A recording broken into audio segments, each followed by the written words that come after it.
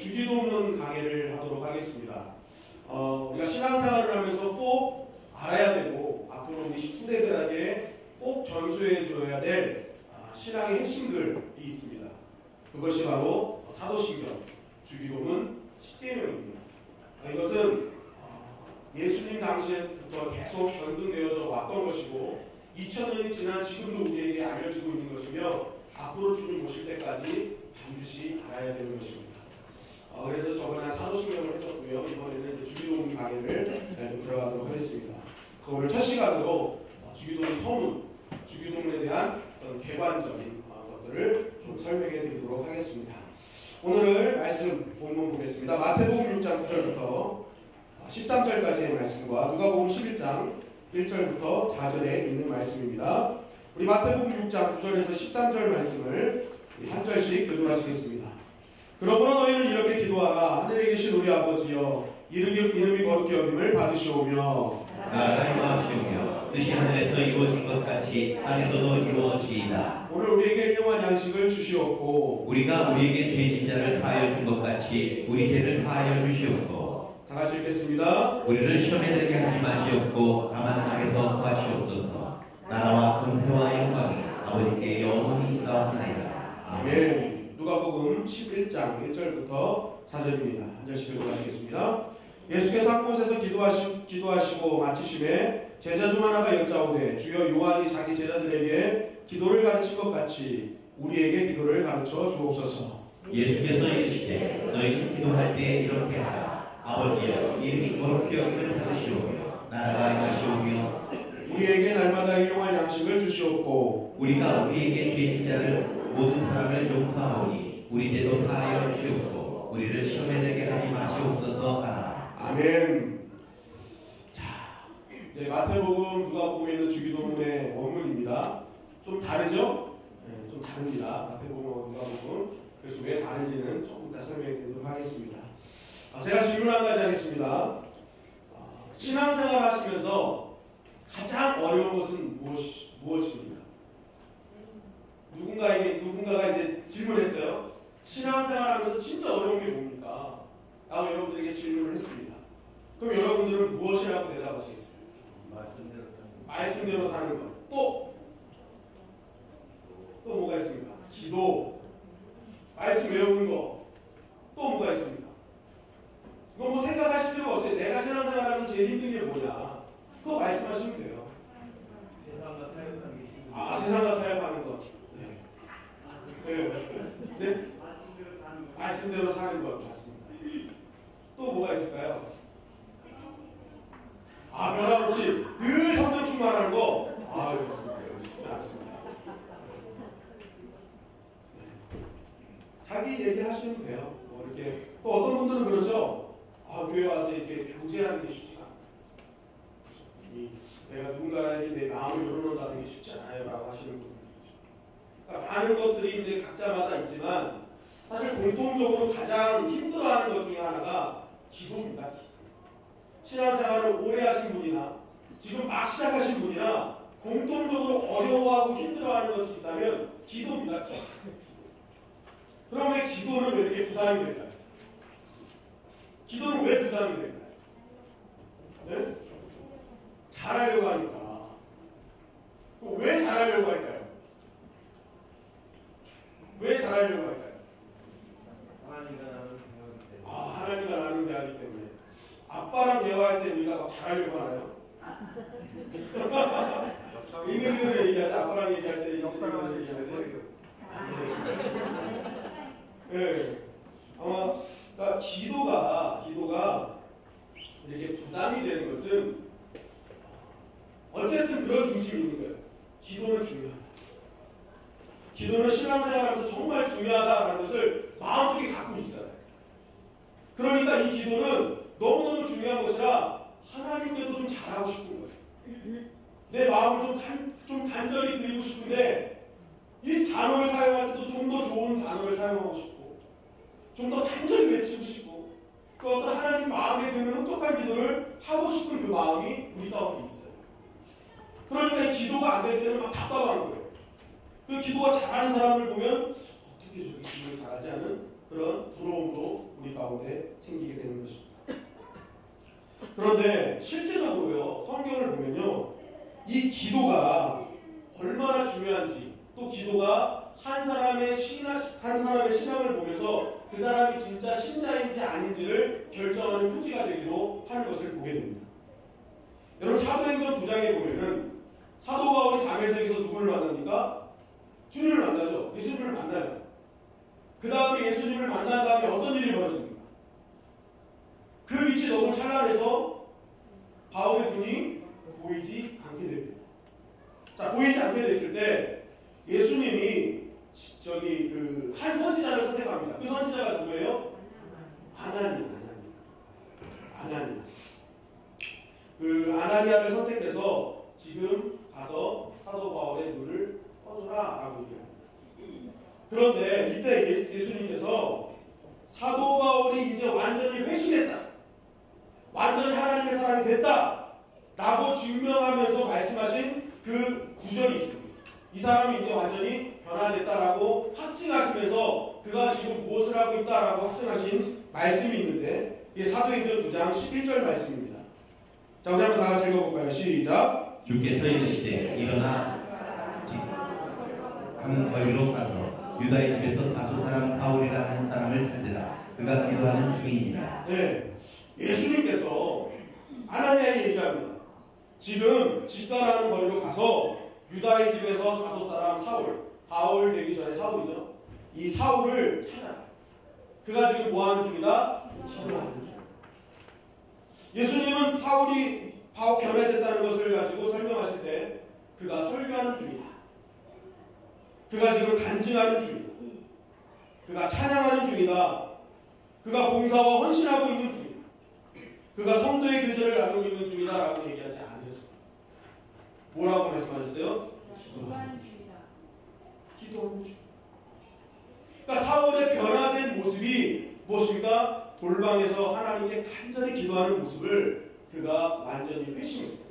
진정한 하나님의 사람으로 변화되는 것을 증명으로 삼고 계시는 것입니다. 여러분, 이번 주일 말씀에도 우리 목사님께서 말씀해 주셨죠? 이번 주일 제목이 뭔지 기억하시는 분 계십니까? 설교 제목 희로 시작합니다.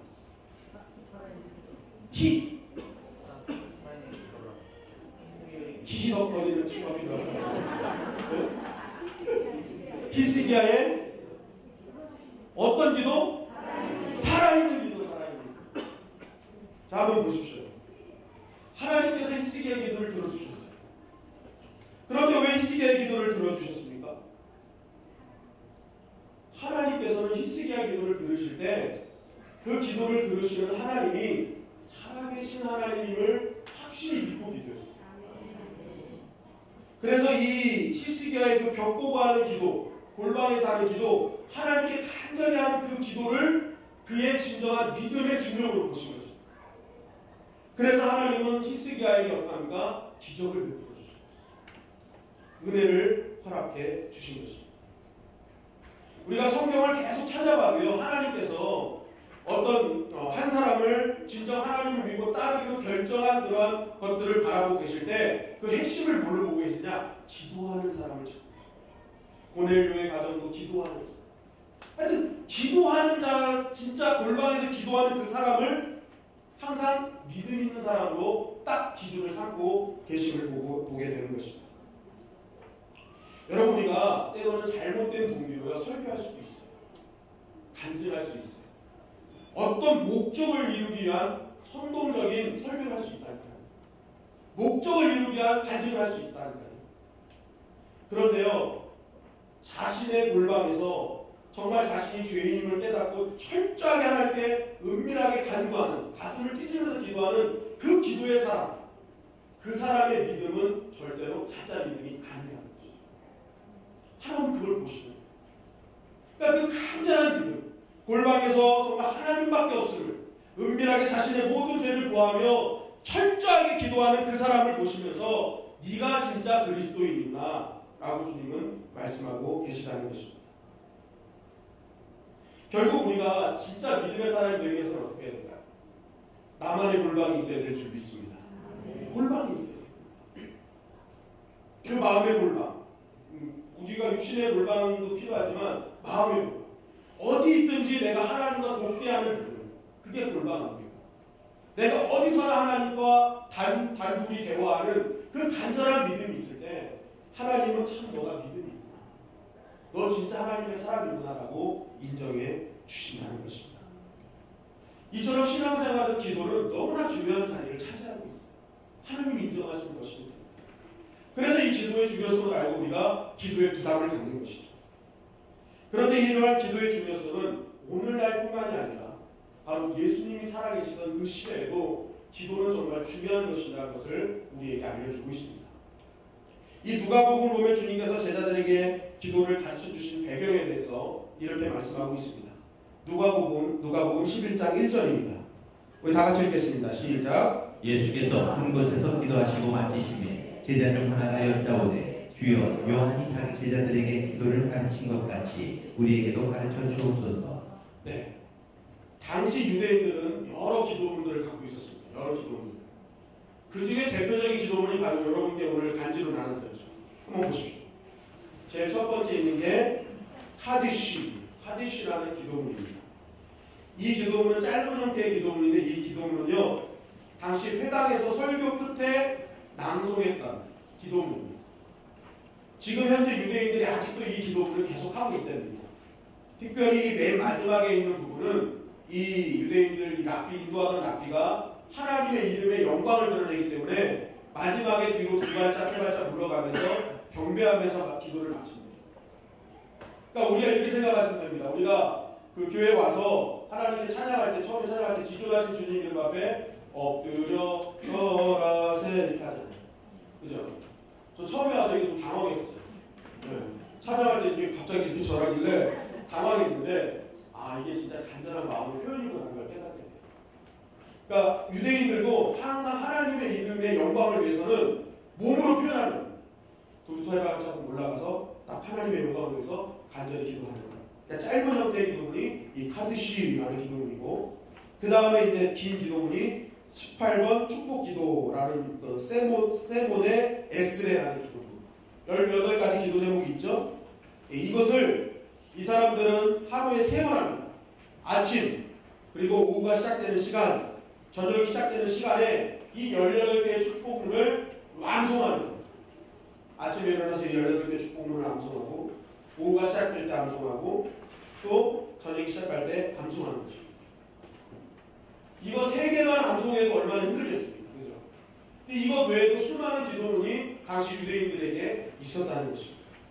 그러니까 이들이 기도문이 많다는 것은 무엇입니까? 기도가 중요하다는 것을 이들은 알고 있었어요. 그래서 늘 기도했던 것입니다.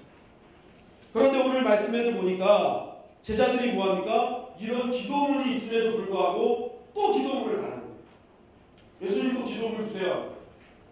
얼핏 보면 이 제자들이 기도에 미친 사람들 같습니다. 기도문 달라는 거예요. 남은 기도문도 하기도 못한데 기도문을 달라는 거예요. 그런데 여기서 기도문을 달라고 하는 것은 예수님 당시 시대상을 우리가 좀 알면은 쉽게 이해가 되는데요. 이 예수님 당시에는 이제 메시아가 와서 하나님 나라를 실현할 것이라는 그런 의식이 팽배했습니다. 그러니까 유대교 사람들은 곧 메시아가 온다. 막 이런 일들이 있다 보니까 이 유대인들이 메시아가 오시기 전에 하나님 나라를 더 온전히 이루기 위해서는 우리가 먼저 회개해야 된다. 회개하고 하나님께 새롭게 헌신하고 순종하는 모습을 보여드려야 된다 해가지고 이 많은 어떤 부흥운동들이 일어나기 시작했습니다. 단체가 형성되는 거예요. 모임이 형성되는 거예요. 더 하나님께 회개하고 더 하나님께 또 간절히 나아가는 어떤 그런 순결 그런 어떤 부흥운동들이 유대교 곳곳에서 일어납니다. 단체들이 모이기 시작한 거예요. 그 대표적인 단체가 바로 바리새파입니다. 그러니까 바리새파의 출현은 어떻게 보면 하나님께 더 순결한 자로 살려고 하는 어떤 중산층 경건운동이었어요. 그래서 율법을 더 철저히 지키고 회개하는 그런 마음으로 시작된 것이 바리새파입니다. 이때 시작한 부흥운동 중에 하나예요. 그리고 또 한 가지 유명한 게 바로 에세파입니다. 에세파가 뭐냐? 이 사회 주변의 풍란에서 공동체를 이루고, 그러니까 이들은 도시에서 떨어져서 아예 수도사처럼 생활하는 거예요. 그래서 틈난 동굴에 모여서 성경을 또 연구하고 새롭게 회개하고 율법을 지키기로 헌신한 사람. 오늘날로 말하면 수도사들. 그래서 틈난 동굴에서 사본들이 계속 발견되잖아요. 그러니까 그만큼 거기서 굉장히 성경을 많이 연구했다. 그런 공동체죠. 그리고 바로 세례 요한. 세례 요한도 그 시기에 일어난 그런 부흥운동, 부흥단체, 그런 운동의 한 가지가 바로 세례 요한. 그래서 세례 요한은 회개와 심판의 부흥운동을 주도했던 그런 무리 중에 하나였죠. 그런데 이때 이들 모임이 그냥 모임으로 끝난 게 아니라 특징이 있었어요. 반드시 기도문을 작성했어요. 기도문. 그 공동체마다 필요한 기도문을 작성했는데 이 기도문의 주된 내용이 무엇이냐? 바로 자신들의 어떤 슬로건, 자신들의 어떤 비전, 특별히 그 인도자, 지도자, 리더자의 신학과 신앙, 그리고 소망, 비전, 그리고 하나님 나라 백성의 어떤 공동체의 정체성, 이런 것들을 요약해놓은 기도문을 리더들이 다 썼습니다. 그래서 자신의 어떤 신앙과 신앙, 소망, 비전들을 다 기도문으로 써가지고 제자들에게 나눠줍니다. 우리는 이런 공동체, 이런 기준을 갖고 이제부터 하나님 나라를 준비할 거야 하면서 리더들이 자신의 그런 어떤 함께 참여한 무리들에게 나눠준 기도문들이 있었어요. 바로 제자들은 이런 기도문을 요구하는 것이죠. 그러니까 예수님에게 어떻게 기도합니까? 라고 기도의 방법을 묻는 것도 아니고 기도가 도대체 무엇입니까? 하고 기도의 정의를 묻는 것이 아니라 당신의 슬로건이 뭡니까? 당신이 이제 우리가 부흥운동의 무리가 됐는데 당신이 꿈꾸는 신학과 신앙, 그리고 당신이 꿈꾸는 하나님 나라의 비전, 당신이 생각하는 우리 공동체의 정체성, 그게 뭐냐? 그걸 물어보고. 자, 그렇다면 우리는 이제 주기도문에 확실한 그 주기도문을 갖고 있는 그 배경, 그게 얼마나 중요한지를 이 시간에 깨달을 수 있죠. 그게 무엇입니까? 조금 전에 기도문이 이런 스승들의 신학과 신앙, 소망 등 그러니까 자신이 추구하는 바를 집약시킨 것이 기도문이라고 할 때 주기도문은 어떤 거예요? 예수님의 신앙, 예수님의 신앙, 예수님의 비전, 예수님이 꿈꾸는 하나님의 나라, 그리고 그 나라의 백성들이 가져야 될 정체성이 무엇인지를 요약해 준 것이 주기도문이라는 거죠. 그러니까 이 주기도문은 굉장히 중요한 거죠. 그러니까 주기도문을 할 때 우리는 그냥 아무런 생각 없이 해서는 안 되는 것이다. 우리가 주기도문을 하면 약 30초 정도 합니다. 30초. 길지도 않아요. 30초. 그런데 이 30초를 하면서 때로는 드라마 한 편이 지나가기도 하고, 그죠? 때로는 집에 있는 이렇게 가스레인지 켜놓고 온 거 그게 지나가기도 하고, 이 30초 동안 많은 생각들이 우리 머릿속에 막 지나간다는 거죠. 왜 그렇습니까? 그것은 주기도문에 대한 바른 이해가 없기 때문에 그렇습니다. 그냥 예배 시간에 사용하는 주문 같은 구절로 생각하기 때문에, 예배를 마치는 데 사용하는 그런 예식 기도문 정도로 생각하기 때문에 우리가 주기도문을 할 때 이렇게 바람직하지 못는 모습으로 할 때가 많이 있다는 것입니다. 우리가 기억해야 될 것은 이 예수님의 주기도문은요, 예수님의 기도의 핵심이었어요. 그리고 예수님의 삶의 가치였고, 예수님이 하나님 나라의 자녀로서 사는 정체성이 무엇인지를 정확하게 알려주시는 기도문이었다는 것입니다. 그러니까 결국 우리가 이 기도문을 할 때 그냥 하지 말고 진짜 예수님의 이러한 정신을 딱 기억하면서 올바른 고백을 하면서 나아갈 때 어떤 일이 벌어집니까? 예수님의 관심사가 내 관심사가 되는 것입니다. 예수님의 그 뜻하신 바가 나의 뜻한 바가 되고, 예수님의 꿈꾸는 나라가 나의 나라로 이 땅 가운데 이루어지기 시작하는 것입니다. 그러니까 예수님은 이 주기도문을 주시면서 그 당시에 그냥 내가 알려줬던 기도문으로 기념하라 라고 우리에게 주신 것이 아니라 현 시대를 살아가는 우리가 진짜 하나님 나라의 자녀로 그 나라를 이루는 자로서 정말 올바른 정체성을 갖도록 이 주기도문을 항상 마음 깊이 믿음으로 고백하라는 그러한 뜻으로 우리에게 주셨다는 것입니다. 그래서 이런 기도의 사람은 어떤 사람입니까? 이 주기도문의 원뜻을 정확하게 알고 이 주님의 그 뜻을 올바로 아는 사람들은요, 이 주기도문을 계속 하면 할수록 어떤 일이 벌어지느냐, 내 삶에 형통함이 없어도요, 내 삶에 형통함이 없는 것 때문에 가슴이 찢어지지 않습니다. 내 삶에 비록 형통함이 없을지라도 내 삶 가운데 하나님의 나라가 이루어지지 않는 것을 보면서 마음이 찢어지는 거죠. 왜냐하면 하나님 주님의 뜻이 내 뜻이기 때문에, 주님의 관심사가 내 관심사가 되기 때문에 하나님의 나라가 나의 가정 속에, 나의 자녀 속에, 우리 교회 속에, 나의 삶의 모든 곳에서 이루어지지 않을 때 그것이 가슴이 찢어지는 거예요. 그래서 이 시대를 보면서 우는 것이죠. 나의 가정을 보면서 우는 것이죠. 내가 바라고 필요했던 것이 이루어지지 않는 것 때문에 통곡하고 우는 것이 아니라 이런 하나님의 나라가 이루어지지 않는 것 때문에 그때부터 시작하는 것입니다. 그러니까 주님의 기도를 올바로 인식하고 올바로 고백하는 사람의 마음속에는 이러한 고백들이 반드시 이루어지게 된다. 결국 이러한 주기도문은 주님께서 원하시는 것은 다른 것이 아닙니다. 그러니까 하나님의 가치관이 무엇이냐? 하나님 나라가 이루어지는 거예요. 하나님만을 전적으로 의지하는, 일용할 양식만 가지고도 하나님만을 의지하는 그 백성이 되기를 원하시는 겁니다. 그러니까 공중에 나는 새들을 먹이시고 들의 백합화를 책임지는 그 하나님이 반드시 나를 책임진다는 그 믿음 가지고 사는 그 사람을 하나님이 원하신다는 것입니다. 그래서 이 주기도는요, 완벽하게 하나님을 믿는 자의 기도예요. 완벽하게 하나님만 의지하는 자들의 기도인 것입니다. 주님은 그걸 원하시는 거예요. 그런데 이 당시 상황이요, 주님의 원하시는 기도가 이런 기도인데 이 유대인들의 기도, 이 시대를 살아가는 사람들의 기도는 이런 모습이 아니었던 것입니다. 마태복음 6장 5절 8절 말씀을 보겠습니다. 마태복음 6장 5절에서 8절. 네.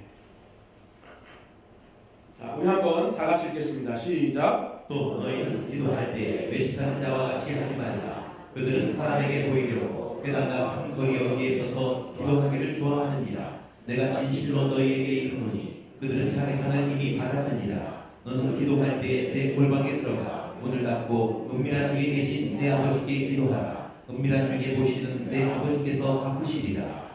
또 기도할 때 이방인과 같이 주원구원하지 말라. 그들은 말을 많이 하여야 들으실 줄 생각하느니라. 그러므로 그들을 본받지 말라. 구하기 전에 너희에게 있어야 할 것을 하나님 너희 아버지께서 아시느니라. 네, 이 주님께서 이 말씀 기도문을 가르쳐 주시기 전에 당시 기도의 기도상을 말씀해 주시는 거예요. 두 가지 기도상이 있었습니다. 어떤 기도의 모습이 있었느냐? 유대인들이 하는 기도의 모습과 이방인들이 하는 기도의 모습이 있었어요. 근데 유대인들이 하는 기도의 모습은 어떤 모습입니까? 외식하는 기도였어요. 보여주는 기도. 이방인들의 기도는 뭐였어요? 중언부언하는 기도였어요. 이 외식하는 기도가 왜 이것을 왜 말씀하셨느냐? 믿음 없는 기도라는 이런 게 믿음 없는 기도. 왜 믿음이 없느냐? 아까도 말씀드렸지만 하나님의 나라가 이루어지기를 마음속에 간직한 기도가 진짜 믿음 있는 기도예요. 그런데 이 유대인들의 기도를 외식하는 기도예요. 하나님의 나라가 아닌 누구의 나라가 다 이루어지길 바라는 거예요? 나의 나라. 사람들에게 나를 보임으로써 내가 잘한다. 내가 이만큼 기도한다. 나는 대단한 사람이야. 라는 자기 나라를 보여주는 외식하는 기도를 했던 거예요. 그러니까 예수님이 진짜 기도 아닌가? 아시죠? 그리고 두 번째는 이방인들이 하는 중언부언의 기도죠. 왜 이것이 믿음 없는 기도입니까? 이방인들이 중언부언했던 중언부언했던 이유가 있습니다. 그것은 이방인들은 하나님을 섬기는 것이 아니라 누굴 섬겨요? 우상을 섬기죠. 우상은 새로 만들고 나무로 만들고 돌로 만들고 죽은 것에 불과합니다. 그러니까 이들은 아무리 계속 기도를 해요. 근데 죽은 것들은 아무런 반응이 없죠. 그러니까 자신에게 다가오는 반응이 없으니까 계속 그 우상들이 내 기도를 받지 않았을 거라는 생각에 어떻게 합니까? 계속 중언부언을 하는 거예요. 예를 들면 이거죠. 내가 자전거가 필요해. 하나님 저 자전거 필요해요 했는데 이제 기도합니다. 하나님 영광 받으시옵소서. 하나님 근데 제가 자전거가 필요합니다. 하나님 나에게 자전거를 주시옵소서. 하나님 우리 가정을 위해 기도합니다. 하나님 우리 가정이 정말 충만한 은혜의 가정 되게 하시옵소서. 그런데 하나님 자전거가 필요합니다. 계속 이렇게 되는 거예요. 뭔가 기도하고 또 다른 기도하다가 또 다시 자전거가 필요합니다. 이 자전거가 필요한데 계속 늦는 거예요. 중간중간에. 왜냐하면 확신이 안 옵니다. 이 우상들이 죽어있기 때문에 뭔가 반응이 있어서 아니까 계속 의심하는 기도를 하는 거예요. 의심하면서 의심의 바탕을 둔 기도를 했던 것입니다. 그러니까 이것도 믿음 있는 기도가 아니다. 그런데 중요한 것은 이 중언부언하는 기도를 유대인들이 했다는 거예요. 하나님 유대인들조차도 한 번 기도했으면 하나님께서 다 이루실 것이다. 그것을 믿고 오늘 기도에서는 하지 말아야죠. 하나님 역사하실 거예요. 그 믿음 갖고 가는 것입니다. 그런데 이 유대인들조차도 계속 주거무원하는 거예요. 되풀이하는 거예요. 기도 내용이 많아지고. 그죠? 그런데 문제는 무엇입니까? 주님이 보실 때에는 이 유대인들의 이러한 기도 역시도 이방인들처럼 믿음의 토대가 아닌 의심의 토대 위에서 기도를 했던 것입니다. 그러니까 주님이 말씀하시는 거예요. 이런 기도는 하나님 받으시는 거 아니야 하면서 내가 이제부터 너희들에게 알려주는 기도는 유대인의 기도와 이방인의 기도가 아닌 좀 더 차원이 다른 기도를 너희에게 알려줄게 하면서 알려주신 것이 주기도문이라는 거죠. 그래서 이 주기도문을 너희가 믿음의 바탕 위에서 온전히 할 때 하나님이 이루시고 하나님의 나라를 꿈꾸고 너희들이 이 하나님의 나라를 위해서 간절히 간구할 때에 그 믿음을 보시고 하나님께서 너희 삶 가운데 하나님의 나라를 이루어주시는 거예요. 그리고 그러한 모든 것들 가지고 너희가 필요한 모든 것 가지고 다 책임져 주실 것이며 너희의 죄까지도 용서해 주시는 은혜가 너희 가운데 있게 될 것이 하면서 주기도문을 알려주셨던 것입니다. 그래서 주님이 말씀하시는 거죠. 오늘 6장 8절에 보면 그러므로 그들을 본받지 말라. 구하기 전에 너희에게 있어야 할 것을 하나님 너희 아버지께서 하시느니라. 우리가 아기 때 막 필요한 걸 말 못하는데도 불구하고 우리는 필요한 것들이 채워지고 또 지금까지 이렇게 잘 살아서 있습니다. 그 이유가 뭘까요? 어머니가 나를 키우신 어머니가 이미 내가 필요한 모든 것을 알기 때문에 그렇죠. 이 나이대가 되고 이 개월수가 되면 이런 것들이 필요해요. 이런 걸 먹여야 돼. 미리 알기 때문에 어머니들이 미리 다 준비하셨기 때문에 지금의 내가 있는 거죠. 하나님 아빠도 마찬가지예요. 하나님께서 우리에게 아빠 노릇, 부모 노릇 하시면서 우리에게 필요한 모든 것을 이미 알고 계시면서 우리에게 모든 것을 공급해 주신 그걸 믿으라는 것이다. 이게 바로 주님의 메시지인 것입니다. 우리가 기억해야 될 것은 우리의 기도가 아무리 거창하고 시간이 아무리 길지라도 그 기도가 중언부언한 기도나 의심의 토대 위에서 하는 기도라면 하나님과는 전혀 무관한 기도임을 여러분들 꼭 기억하시기를 간절히 바랍니다. 정말 진정한 하나님이 원하시는 기도는 의심의 토대가 아닌 믿음의 토대 위에서 하나님께서 나의 구하지 않은 것까지도 다 아신다는 그 믿음, 하나님께서 반드시 나를 채우신다는 그 믿음을 갖고 기도하는 그 기도를 하나님께서는 반드시 응답해 주시는 것입니다. 바로 주님은 이것을 말씀하고 있는 거예요. 이러한 시대적 배경에서 주님께서는 그 현 시대를 꼬집으시면서 진짜 기도가 무엇인지를 우리에게 알려주신 것이 바로 주기도문입니다. 그래서 여러분 기도하실 때 믿음의 토대 위에서 하시기를 주님의 이름으로 간절히 축원합니다. 하나님께서 다 이루신다. 하나님께서 나의 필요를 다 아신다. 이러한 믿음 위에서 우리가 기도할 때에 하나님은 하나님의 나라를 우리 가운데 임하게 하시는 것입니다. 자, 그렇다면 두 번째로 이 주기도문의 구조를 좀 분석하도록 하겠습니다. 아까 우리가 마태복음과 누가복음에 나오는 이 기도문을 우리가 한번 읽어봤는데 좀 다른 것을 발견하셨나요? 발견하셨어요? 제가 친절하게 설명해 드리기 위해서 오늘 반지에 보시면은 맨 마지막 뒷면 4편에 보면은 4절에 보면은 마태판과 누가판의 구조를 비교한 표식이 있습니다. 한번 보실까요? 이걸 보시면요. 이 주기도문에는 3개의 단락으로 나눠지는 것을 보게 됩니다. 3개의 단락. 첫 번째가 무엇입니까? 하나님 이름을 부름. 하나님 이름을 부름. 그러니까 마태복음, 누가복음은 동일한 3가지 단락이에요. 하나님의 이름을 부르고, 두 번째는 6개의 청원으로 나눠집니다. 6개의 청원. 두 번째 단락이. 6개의 청원인데 이것이 3개씩 나눠져요. 당신의 청원. 하나님의 나라를 향한 청원. 그러니까 당신의 나라가, 당신의 이름이, 당신의 뜻이 이러면서 하나님의 그런 나라의 청원. 그리고 나머지 3개는 우리의 청원. 우리에게 일용할 양식, 우리의 죄 지은 자를 사하여 주시고 우리를 시험에 들게 하는 우리를 향한 그런 청원의 기도가 있습니다. 그래서 합해서 6개인데요. 그리고 마지막 3번째 단락은 송영으로 나눠져 있습니다. 그런데 보면은 마태복음과 누가복음이 조금씩 다릅니다. 뭐가 더 많이 들어가 있어요? 어느 쪽에? 마태복음이에요. 자, 그러면 마태복음이 원문에 가까울까요? 누가복음이 원문에 가까울까요? 마태복음이요? 신학자들은 누가복음이 더 예수님이 가르쳐준 기도에 가깝다라고 얘기합니다. 누가복음이 더 가깝다. 그럼 마태복음은 가짜냐? 이거 하지 말아야 되냐? 우리가 할 수 있는데 그게 아니라 우리가 쉽게 말씀드릴게요. 이 누가복음은 예수님이 말씀하신 것에 가까운데 마태복음은 시대가 지나면서 이 예배, 군중들이 예배를 모일 때 더 예배에 합당하게 만들어진 것이 마태복음의 주기도입니다. 마태복음의 주기도입니다. 이 송영 같은 경우도 당시에 이제 이 누가복음에는 생략되어 있지만 마태복음에 들어가 있죠.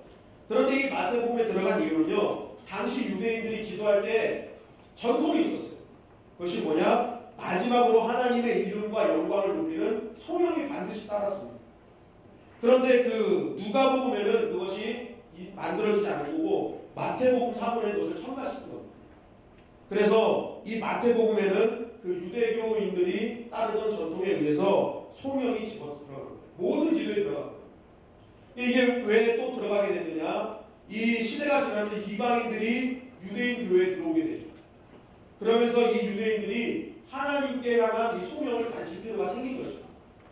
그래서 마태복음 사본에 끼어들면서 이것이 이제 하나님을 향한 온전한 소명으로 자리 잡게 되는 것이죠. 그러니까 예배를 온전히 더 하나님께 드리기 위한 방법으로 발전되기 시작한 것입니다. 마찬가지로 마태복음에 하나님의 이름을 부름 이런데 보면 예수님은 아버지여 라고 시작했는데 하늘에 계신 우리 아버지여 라고 마태는 시작합니다. 이게 무엇이냐면 우리가 예배를 드릴 때 우리가 부르는 아버지는 어디에 계신 아버지다? 하늘에 계신 아버지. 그러니까 예배의 어떤 더 풍성함을 위해서 더 올바른 예배를 드리기 위해서 우리가 여기서 아버지는 아빠거든요. 아빠. 그러니까 어린아이가 아빠를 부르는 아빠야. 친밀한 단어입니다. 그런데 이것을 그냥 육신의 아빠가 아닌 우리의 예배의 대상은 하늘에 계신 아빠다. 라고 하기 위해서 이것을 더 강조하기 위해서 마태복음에는 하늘에 계신 우리 아버지여 라고 이렇게 첨가가 된 것입니다. 그리고 이제 6개의 청원이 있는데 3개의 우리 청원은 동일합니다. 누가복음이나 마태복음이나 동일하지만 이 당신을 향한 청원은 누가복음은 2개고 마태복음은 3개죠. 무엇이 생각됐습니까? 당신의 뜻이 이루어지리라가 누가복음에는 생략되어 있습니다. 그런데 이것이 왜 생략되어 있느냐? 이것을 왜 마태복음은 첨가했느냐? 사실 누가복음에는 하나님의 나라가 임하는 것 자체가 하나님의 뜻이 이루어질 것이 다 포함이 되어 있습니다. 다 포함이 되어 있었는데 이 마태복음에 넘어오면서 이제 이 예배에 대한 그런 어떤 계층을 좀 맞출 필요가 생긴 거예요. 그래서 우리에 대한 청원이 3개이듯이 하나님을 향한 청원이 3개가 될 필요가 있었던 거죠.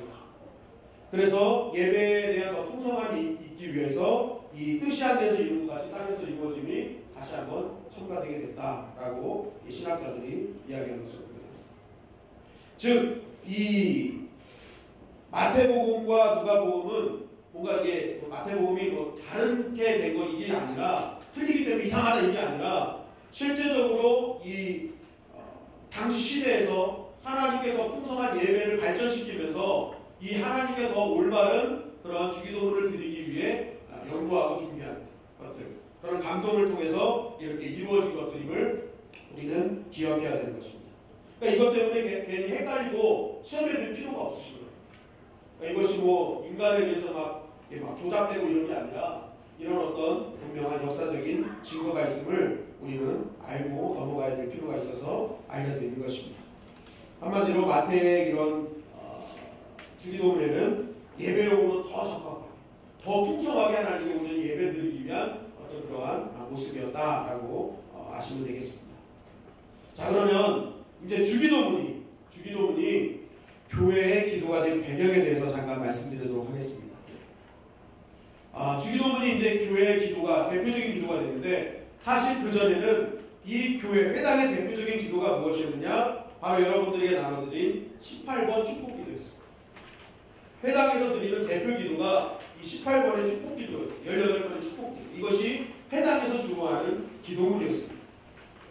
그런데 이 이방 선교, 이방인들이 이제 교회로 다 회당으로 들어오기 시작하면서 어떤 일이 벌어졌느냐?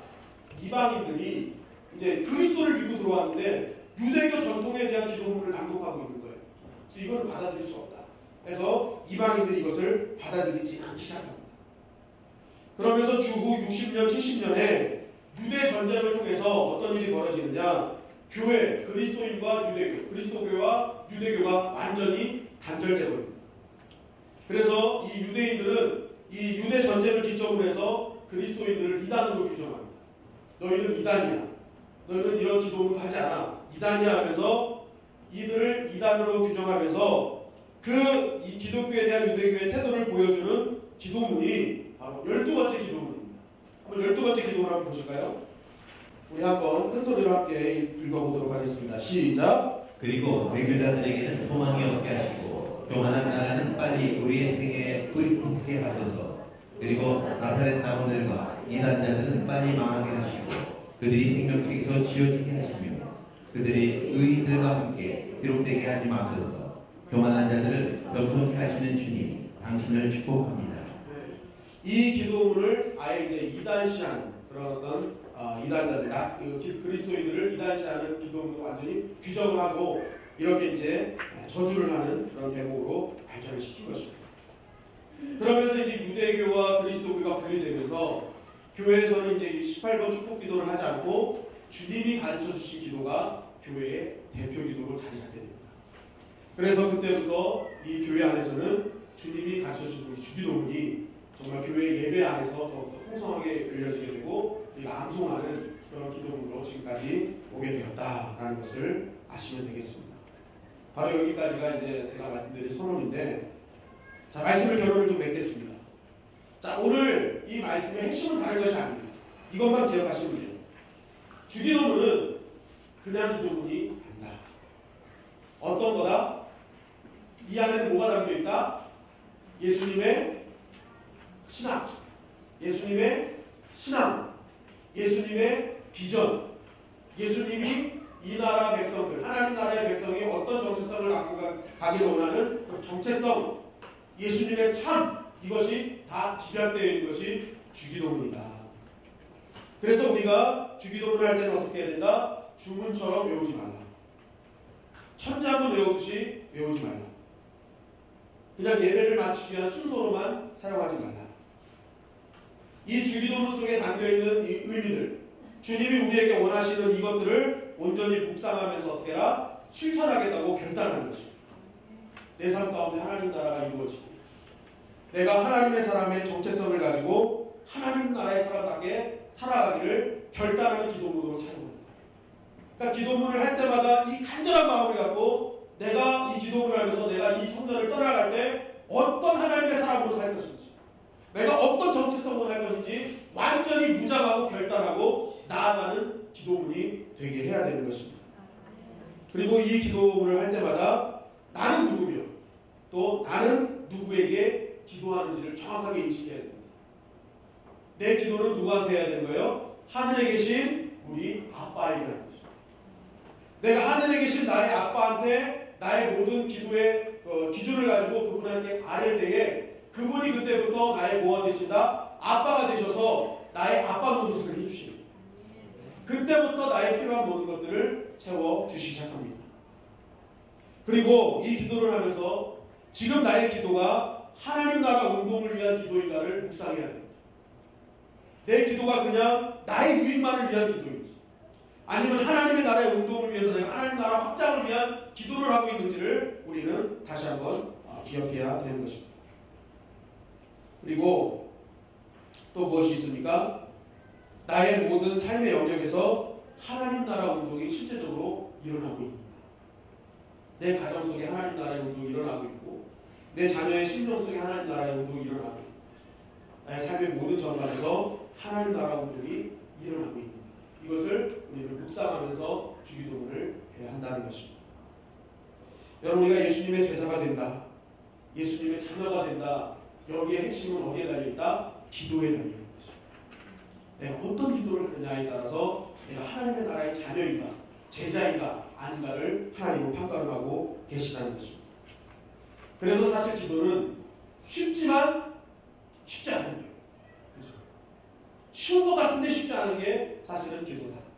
그러나 그러한 여러 가지 고비들을 넘기기 시작하면 그때부터 놀라운 하나님의 은혜가 우리 삶 가운데 일어나기 시작한다. 결국 우리가 기도할 때 어떻게 해야 되느냐? 편안한 삶을 위한 기도만 하지 말고 더 강한 믿음의 사람이 되기를 기도해야 될 줄 믿습니다. 더 강한 믿음의 사람. 내 삶의 형편에 따라 좌지우지되는 그런 믿음이 아니라 하나님 나라의 기준을 두고 하나님 나라가 이루어지고 이루어지지 않는 것에 대해서 좌지우지하는 강한 믿음의 사람. 주님이 주기도문을 주신 그 이유가 바로 거기에 있기 때문에 그렇습니다. 여러분, 기도하는 한 사람이 기도하지 않는 한 나라보다 강하다는 말을 들어보셨을 것입니다. 우리가 진정으로 주님의 기도를 온전히 하는 사람일수록 우리 주님의 영광교회 한 사람의 기도가 이 나라를 회복시키는 데 사용되게 될 줄 믿습니다. 주님의 기도는 그런 능력을 갖고 있습니다. 한 사람이 기도하지 않는 한 나라보다 강한 것입니다. 여러분들을 통해서 우리 주님의 영광교회를 통해서 이제 참된 기도자들, 정말 주님이 원하시는 참된 믿음의 기도를 하는 자들이 이 재단에 늘어남으로 말미암아 우리 한 사람 한 사람을 통해 하나님 나라가 이루어지고 올바른 하나님의 자녀들이 온전히 세워진 앞장서는 우리 주님의 영광교회 되시기를 주님의 이름으로 간절히 축원합니다.